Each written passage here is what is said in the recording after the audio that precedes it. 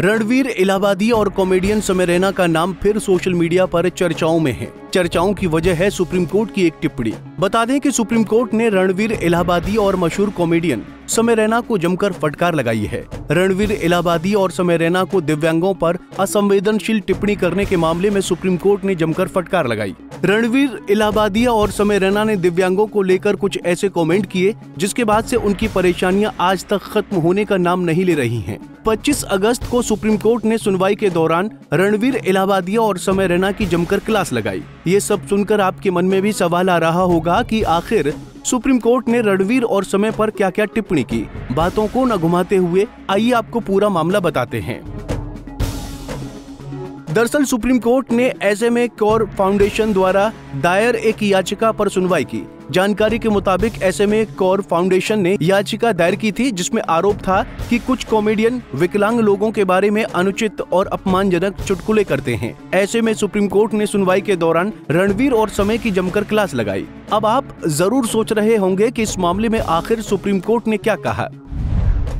Supreme court ने क्या कहा? सुप्रीम कोर्ट ने सोमवार यानी 25 अगस्त को कॉमेडियन समय रैना और रणवीर इलाहाबादिया को दिव्यांग व्यक्तियों के प्रति असंवेदनशील टिप्पणियां करने पर कड़ी चेतावनी दी। कोर्ट ने दोनों से सार्वजनिक रूप से माफी मांगने को कहा और ये भी स्पष्ट किया कि हास्य के नाम पर किसी विशेष वर्ग की भावनाओं को ठेस पहुंचाना गलत है। न्यायाधीश जॉय माल्या बागची ने कहा कि कॉमेडी जीवन का अहम हिस्सा है और हम खुद हंसते हैं, लेकिन जब दूसरों का मजाक बनाया जाता है तब ये संवेदनशीलता को चोट पहुंचाता है। उन्होंने ये भी कहा कि आजकल प्रभावशाली लोग अपनी लोकप्रियता के लिए समाज के कुछ समूहों की भावनाओं का अपमान कर रहे हैं, जो सही नहीं है। इसके अलावा न्यायाधीश सूर्यकांत ने कहा कि अभिव्यक्ति की आजादी का मतलब ये नहीं कि कोई भी अपशब्द या अपमानजनक बातें कह सकता है। उन्होंने ये भी चेतावनी दी कि अगर आज दिव्यांगों की भावनाएं ठेस पहुंची तो कल ये मामला महिलाओं, बुजुर्गों या बच्चों तक भी पहुंच सकता है, इसलिए सभी के सम्मान का ध्यान रखा जाना चाहिए।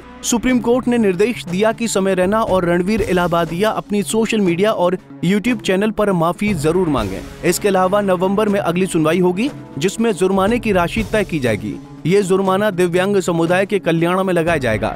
बता दें कि स्पाइनल मस्कुलर एट्रोफी यानी SMA से प्रभावित बच्चों के माता पिता की सुप्रीम कोर्ट ने प्रशंसा की है। कोर्ट ने कहा कि इन परिवारों ने जो कदम उठाए हैं वो बहुत साहसिक और महत्वपूर्ण हैं। उन्होंने कॉमेडियन समय रैना की उस टिप्पणी पर आपत्ति जताई जिसे उन्होंने बच्चों के लिए अपमानजनक माना। इसके अलावा सुप्रीम कोर्ट ने सूचना एवं प्रसारण मंत्रालय को ये भी कहा कि सोशल मीडिया पर भाषा के उपयोग को लेकर सख्त और स्पष्ट दिशा निर्देश बनाए जाएं। ये गाइडलाइंस जल्दी नहीं बल्कि सोशल मीडिया और डिजिटल तकनीक के व्यापक पहलुओं को ध्यान में रखकर तैयार की जानी चाहिए। कोर्ट ने यह भी चेतावनी दी कि भविष्य में इस तरह की अनुचित टिप्पणियों पर जुर्माना भी लगाया जा सकता है। बहरहाल सुप्रीम कोर्ट का ये फैसला समाज को संदेश देता है कि हास्य और मजाक में भी दूसरों के सम्मान का ध्यान रखना जरूरी है। कोई भी अपनी स्वतंत्रता का गलत उपयोग करके किसी विशेष समूह या वर्ग की भावनाओं को ठेस नहीं पहुंचा सकता। सभी को अपनी अभिव्यक्ति की आजादी और सामाजिक जिम्मेदारी के बीच संतुलन बनाना होगा।